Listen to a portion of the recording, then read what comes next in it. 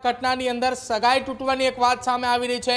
સામાજિક બનાવ હતો અને જેના કારણે એક જ સમાજની અંદર આવેલા બે જૂથ આમને સામે આવી ચૂક્યા હતા। સગાઈ તૂટવા જેવી બાબતે કાયદાનો કોઈ પણ પ્રકારનો ડર ના હોય એ પ્રકારની સ્થિતિ અત્યારે ડીસાની અંદર જોવા મળી રહી છે। સોશિયલ મીડિયામાં જે વિડીયો વાયરલ થઈ રહ્યા છે, વિડીયોના આધારે પોલીસે ત્વરિત કામગીરી હાથ ધરવામાં આવી છે। હાલ સુધી ફરિયાદ કયા પક્ષે નોંધાઈ છે, કેટલાની સામે નોંધાઈ છે તે હજી ખુલાસો નથી થયો, તે હજી ઘટનાએ સામે નથી આવી, પરંતુ પોલીસે કામગીરી શરૂઆત કરી છે। કેટલાક લોકોની સામે કાર્યવાહી કરવાની વાત છે। સગાઈ તૂટવા જેવી બાબતે આ પ્રકારનું ઘર્ષણ થવું એ ક્યારેય ન ચલાવી લેવાય તે પ્રકારની બાબત છે, પરંતુ હવે જોવાનું રહેશે આખી આ ઘટના મામલે ગામના આગેવાનો, ગામના સરપંચો શું નિવેદનો આપે છે, શું આખી ઘટના હતી અને કેમ ઘર્ષણ થયું।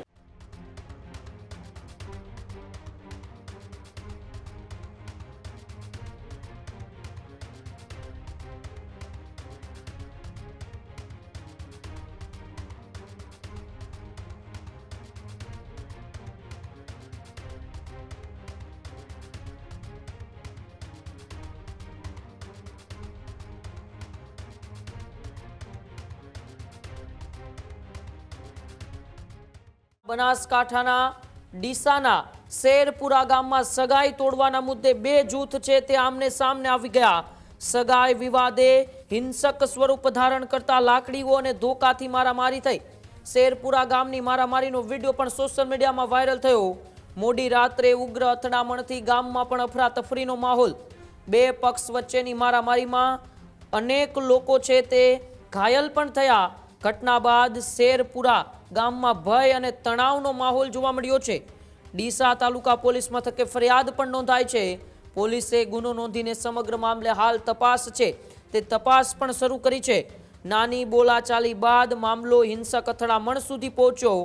સગાઈનો વિવાદ એ મારામારીનું કારણ બનતા પોલીસ છે તે પણ ત્વરિત એક્શનમાં આવી છે। બનાસકાંઠાના ડીસાનું એ શેરપુરા ગામ છે। શેરપુરા ગામના ગઈકાલના આપણે આ ટીવી સ્ક્રીન ઉપર જોઈ રહ્યા છો એ દ્રશ્યો છે, જ્યાં શેરપુરા ગામની અંદર સગાઈ તોડવા જેવી બાબતે બે જૂથ વચ્ચે અથડામણ થઈ। ધોકા, લાકડીઓ અને પાઇપો વડે એકબીજા ઉપર હુમલાઓ કરવામાં આવ્યા અને આ વિડીયો સોશિયલ મીડિયામાં વાયરલ થતા પોલીસ પણ એક્શનમાં આવી છે। પ્રદીપ મારી સાથે ન્યૂઝ રૂમથી જોડાયેલા છે। પ્રદીપ, બનાસકાંઠાના ડીસાના શેરપુરા ગામના ગઈકાલના દ્રશ્યો જોઈને એવું લાગે કે આ ગુજરાત ને યુપી બિહાર છે। સગાઈ તોડવા જેવી નાની બાબતમાં મારામારી એ હિંસક સ્વરૂપ ધારણ કર્યું। બિલકુલ ઉમંગ, ગત મોડી રાત્રે બનાસકાંઠાના ડીસાની અંદર શેરપુરા ગામની અંદર આજે ઘટના આપણે બતાવી રહ્યા છીએ। એક સામાન્ય એવી બાબત હતી, સગાઈ તૂટવાની ઘટના હતી, પરંતુ એ સગાઈ તૂટવાની ઘટના ઉત્તર ગુજરાતની અંદર એ ખૂબ મોટી કહી શકાય, કેમ કે આપણને ખ્યાલ છે ઉત્તર ગુજરાતની અંદર સમાજ કારણે કેટલું મજબૂતાઈ સાથે જોડાયેલું છે। એ ભૂતકાળની અંદર ઉત્તર ગુજરાતમાં એ લગ્ન થયેલા આંતરિક વિવાદની અંદર પણ એવી ઘટનાઓ સામે આવી હતી કે જ્યાં પ્રેમ લગ્નની અંદર બે સમાજ આમને સામને આવી ચૂક્યા હતા। જો કે હવે આ ઘટનાની અંદર સગાઈ તૂટવાની એક વાત સામે આવી રહી છે।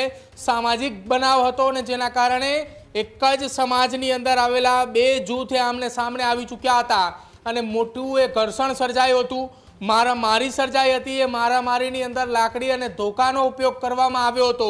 એ સ્પષ્ટપણે દ્રશ્યોની અંદર દેખાઈ રહ્યા છે કે સગાઈ તૂટવા જેવી બાબતે કાયદાનો કોઈ પણ પ્રકારનો ડર ના હોય એ પ્રકારની સ્થિતિ અત્યારે ડીસાની અંદર જોવા મળી રહી છે।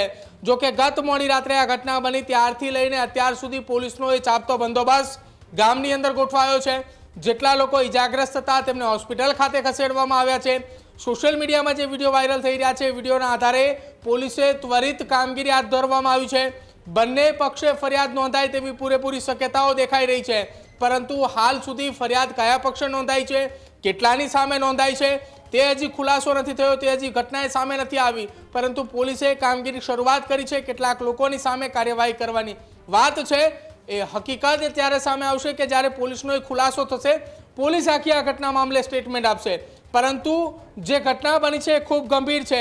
સગાઈ તૂટવા જેવી બાબતે આ પ્રકારનું ઘર્ષણ થવું એ ક્યારેય ન ચલાવી લેવાય તે પ્રકારની બાબત છે, પરંતુ હવે જોવાનું રહેશે આખી આ ઘટના મામલે ગામના આગેવાનો, ગામના સરપંચો શું નિવેદનો આપે છે, શું આખી ઘટના હતી અને કેમ ઘર્ષણ થયું। સગાઈ તૂટવા જેવી બાબતે ઘર્ષણ થયું કે પછી એ સગાઈ તૂટવાની ઘટના બાદ બંને પક્ષમાંથી આપવામાં આવેલા નિવેદનો અથવા તો આક્રોશભર્યા સ્ટેટમેન્ટ તેના કારણે આ પ્રકારની ઘટના બની. એ ખુલાસો ત્યારે જ થશે જ્યારે આખી આ ઘટનામાં પોલીસ દ્વારા નિવેદન આપવામાં આવશે. ઉમંગ.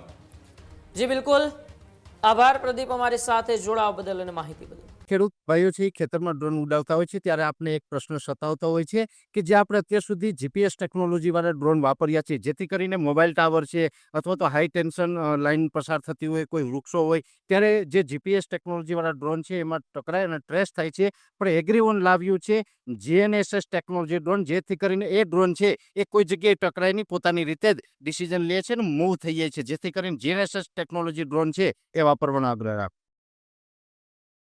હજુ સુધી તમે અમારી ચેનલને સબસ્ક્રાઇબ નથી કરી તો અત્યારે જ ન્યૂઝરૂમ ગુજરાતને સબસ્ક્રાઇબ કરો, ફેસબુક અને ઇન્સ્ટાગ્રામ પર ફોલો કરો.